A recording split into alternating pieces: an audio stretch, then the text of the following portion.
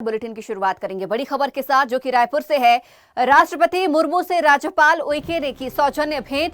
Science college के हीरक जयंती समारोह में आमंत्रित किया। 12 जनवरी 2023 को होना है नागार्जुन कॉलेज में कार्यक्रम।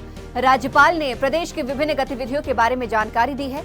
महिला सशक्तिकरण कार्यक्रम में बतौर मुख्य अतिथि शामिल होने आमंत्रित किया। बड़ी खबर रायपुर से, राष्ट्रपति मुर्मू से राज्यपाल उइके ने सौजन्य भेंट की है। साइंस कॉलेज के हीरक जयंती समारोह के लिए आमंत्रित किया। 12 जनवरी 2023 को होना है नागार्जुन कॉलेज में कार्यक्रम। राज्यपाल ने प्रदेश के विभिन्न गतिविधियों के बारे में जानकारी दी। महिला सशक्तिकरण कार्यक्रम में बतौर मुख्य अतिथि शामिल होने आमंत्रित किया।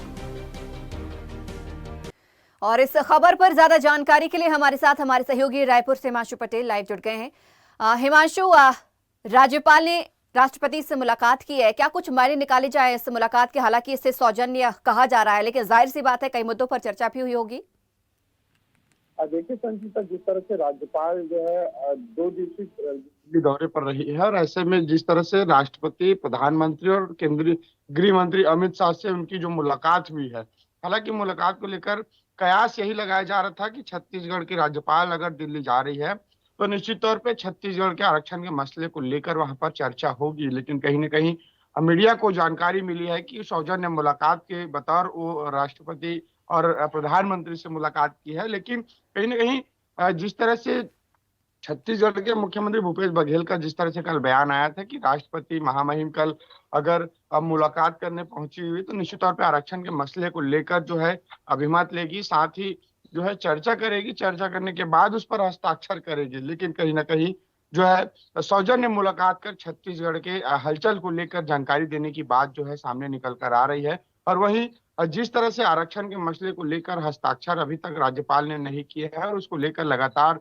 सियासी बयानबाजी जो है कांग्रेस पार्टी और राजभवन के बीच यहाँ पर देखने को मिल रही है। निश्चित तौर पे जो लोगों को और साथ ही जिस तरह से जनप्रतिनिधि और कांग्रेस सरकार को उम्मीद है कि राज्यपाल जल्द से जल्द दिल्ली से वापस लौटने के बाद जो है हस्ताक्षर करेगी और कहीं ना कहीं जो आरक्षण का मसला है वो अब निपट जाएगा। लेकिन अभी भी कयास ही रह सकता है, क्योंकि कहीं ना कहीं सौजन्य मुलाकात हुई है, आरक्षण के मसले को लेकर चर्चा नहीं हुई है, तो हस्ताक्षर आखिर करेंगे तो किस आधार पर करेंगे और किस आखिर अभिमत लेने की बात जो कही गई थी, लेकिन अभिमत की स्थिति ऐसी कोई दिखाई यहाँ नहीं पड़ रही है। देखने वाली बात होगी कि आखिरकार जिस तरह से राज्यपाल ने दिल्ली तो पहुंची थी, राष्ट्रपति से मुलाकात करी है, प्रधानमंत्री से मुलाकात करी है, लेकिन राष्ट्रपति को जिस तरह से साइंस कॉलेज में एक कार्यक्रम है महिला सशक्तिकरण, उसमें बतौर मुख्य अतिथि शामिल होने का न्योता जो है दिया है। उसके बाद जो है वापस जो है अन्य कार्यक्रम में वो शिरकत किए हैं।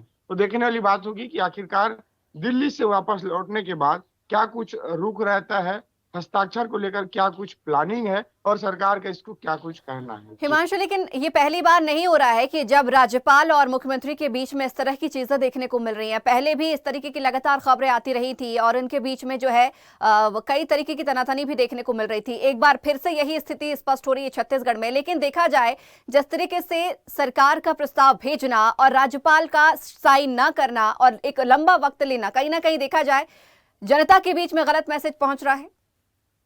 निश्चित तौर पर संचिता, इसके पहले भी कई मसले हैं, चाहे नियुक्ति की बात कर ली जाए, चुनाव के बाद जिस तरह से शपथ ग्रहण हुई, सरकार के 1 साल हुआ, नियुक्ति का जब दौर आया तो नियुक्ति करने का कई जो संस्थान जो होता है वो राजभवन के अधीन होता है। और ऐसे में जब नियुक्ति का दौर चला तो उस दौरान भी तनातनी की स्थिति जो है राजभवन और सरकार के बीच में देखने को मिली थी।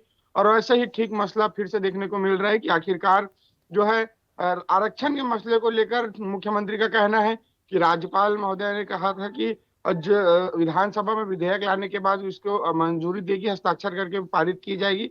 हमने उसी तरह पर विधानसभा सत्र बुलाया, उसी तर्ज पर हमने राज्यपाल को जो विधेयक है वो सौंपा है। उसके बाद यदि हस्ताक्षर नहीं करना, कहीं ना कहीं सरकार का लगातार बयान अब निकल कर सामने आ रहा है कि युवाओं के हक की जो मार है वो कहीं ना कहीं इस आरक्षण के हस्ताक्षर न करने पर लोगों को यहाँ पर झेलना पड़ रहा है। और कहीं ना कहीं अपना जो टाइम है, अपना जो लाभ है आरक्षण का, वो युवा है वो नहीं उठा पा रहे हैं। इसलिए हम भी अपील करते हैं कहकर मुख्यमंत्री भूपेश बघेल ने साफ तौर पर कहा कि हम चाहते हैं कि सरकार जो राजभवन से राज्यपाल है जल्द से जल्द हस्ताक्षर करे, ताकि आरक्षण का लाभ है वो युवाओं को जल्द से जल्द मिलना शुरू हो। जी बिल्कुल ठीक बात है हिमांशु, हम भी यही चाहेंगे कि जो भी राजभवन और सरकार के बीच में अनसुलझी चीजें चल रही हैं उनको जल्द ही सुलझाने में ये लोग कामयाब हो और छत्तीसगढ़ की बेहतरी के लिए काम करें। हिमांशु बने रहिएगा, अगली खबर पर भी हम आपके साथ में चर्चा करेंगे।